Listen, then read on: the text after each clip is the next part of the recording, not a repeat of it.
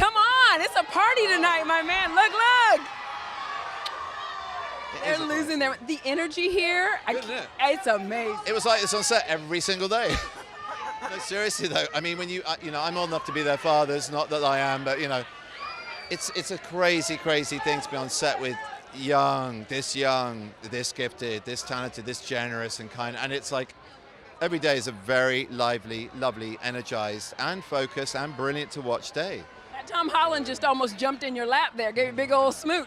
Well, we know each other well. We're two Brits who are having the rides of our lives, and it's just fun to share a little bit of it with him. And I'm really proud of him. I know it sounds patronising, but he's younger than me, like I said before. And to get to see him from the moment I remember him bounding across the concrete at Longcross, his awful studio we had to shoot a lot of Marvel stuff in England. And he went, "Hello, I'm Tom. I've just been cast as new Spider-Man." I was like, "Wow.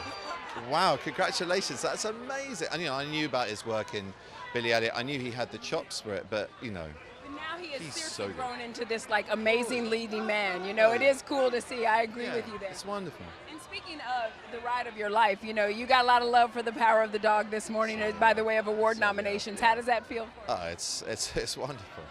It's wonderful. Yeah, my smile says more than I can about it.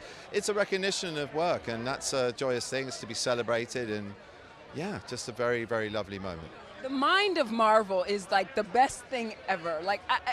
It's just, can you even put it into words, like what they do, what they come up with, where these stories go, how they're crafted?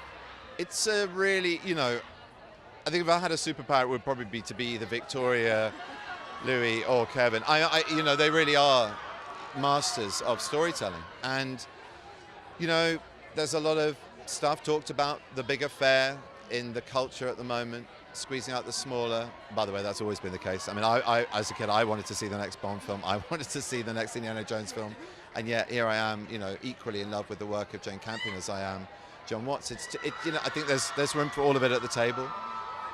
And I think the very best of it is mythical storytelling. And so to be a part of that and to watch it and to just marvel, no pun intended, at it it's kind of extraordinary. Like you say, it's a headache to think of how they pre-consider. I think a lot of stuff is retro-engineered. I think they'll be the first to admit that wholeheartedly. But there's just as much creativity in doing that as having everything on a storyboard before you start a day's shoot.